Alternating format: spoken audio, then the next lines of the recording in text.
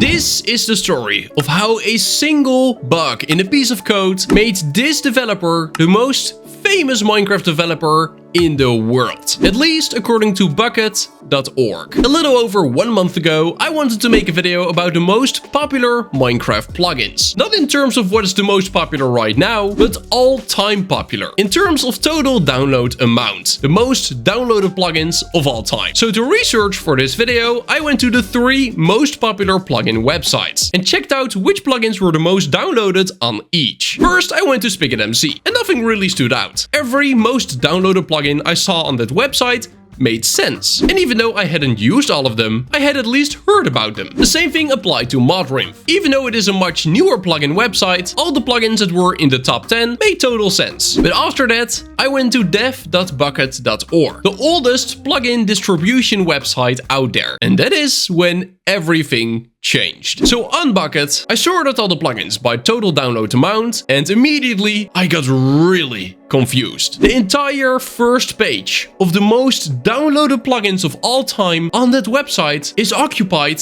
by the same developer, Zombie Striker Dev. Heck, the first 28 of the most downloaded plugins on the entire website are all from Zombie Striker Dev. And on number 29 was World Edit. Now that felt really off and really suspicious. But I had no clue what was going on. To make it even stranger, most of these 28 plugins I'd never heard about before. Now the most downloaded plugin on Bukkit, Pixel Printer, I had heard about before, but I didn't know it was so immensely popular. 64 million downloads. That is more than 3 times as much as World Edit. It is by a long shot the most downloaded Minecraft plugin that has ever existed. But then on number 2 we got the Lobby API. It might just be me, but I've never heard about Lobby API before. What is this plugin? And why is it more than twice as popular as World Edit? If it has so many downloads, then everyone must be using it. Still, I never hear anyone talk about it. How is that even possible? It felt super suspicious. Were all of these downloads even real? Was Bukkit.org bugged in some way? What was going on? I tried looking online for answers, but I couldn't find anything. And eventually, I decided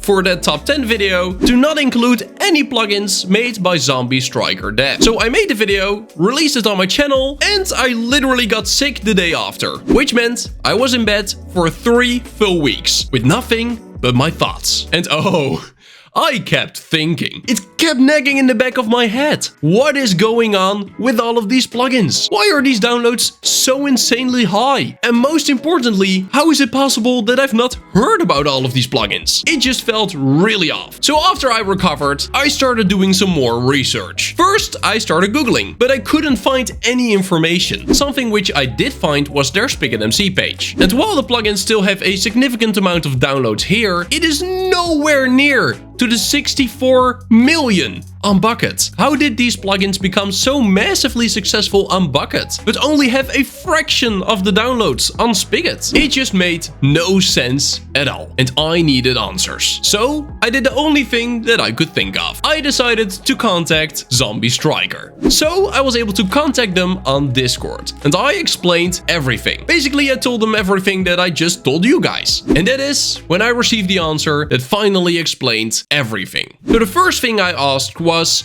are these download numbers real? And no, they are not. But if they're not real, how did they become this incredibly high? Was there a bug in the Bukkit website? Or was there something else going on? Well, turns out there was a single bug in a piece of code that was included in all of Zombie Striker's plugins. There was a bug in the auto updater about 7 years ago. Because that is how old some of these plugins are, Zombie Striker added an auto updater to all of their plugins. Now this auto updater would check every 30 minutes if the server is still running the newest version of the plugin. If not, it would download the newest version from Bukkit.org and then replace it on the server. So that that the plugin is always up to date. The problem is, this auto updater did not actually work. It had a massive bug. Sometimes it would just not update to the newest version. So what it would do is it would download the newest version from Bukkit, but instead of replacing it with the older version that was running on the server, it would just not do that. Meaning the server would keep running an old version of the plugin, while every 30 minutes, the newest version of the plugin would get downloaded from Bukkit.org. And that download does actually count as a download on Bukkit. Now, after Zombie Striker discovered this bug, they of course fixed it. So around 6 years ago, it was already patched, but the downloads just kept going. So why? Well, apparently there's still Minecraft servers today, which are running an outdated version of Zombie Striker's plugins. And because those plugins have the broken auto updater, they will download the newest version from Bukkit.org every 30 minutes. And then basically just throw it away without actually applying it to the server. Now imagine around 100 servers downloading the newest version of a plugin every 30 minutes for a total of 7 years. You can imagine these download numbers going crazy. And according to Zombie Striker's own calculations, there's still around 64 Minecraft servers today which are running these outdated plugins from more than 7 years ago. And they are still making up for around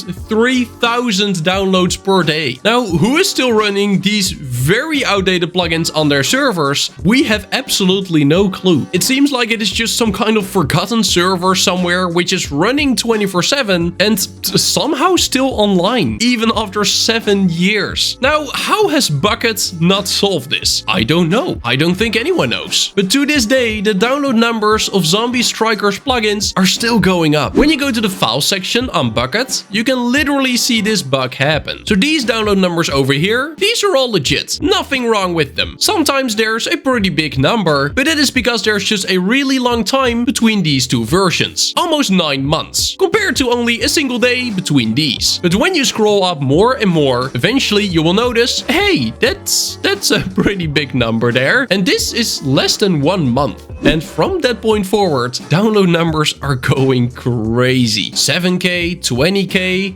then 2K. This update was only live for like 3 days. But then here in August, we got 18K, 5K, and then 2.6 million. And this was only the newest version for about 1 month. It got 2.5 million downloads in that time frame. Or what about this one? 13 million downloads in about 3 weeks. That is absolutely crazy. So you can clearly see the broken auto updater was doing its job. It was constantly downloading new versions, not updating the plugin on the actual server, and the count would just go up and up and up. Now, to this day, you can see there's still quite a significant download count. And this is all mostly caused by outdated plugins, with the broken auto updater still being run on old servers. Now, at this date, most plugins from Zombie Striker don't have an auto updating feature anymore. The ones that do have been moved to a separate GitHub updater, meaning that instead of downloading the plugin from Bukkit and applying that to the server, it will download the newest version from GitHub and apply that, so that it doesn't affect the Bukkit download count. But with some of these outdated plugins still running on some forgotten servers, the download counts of all of Zombie Striker's plugins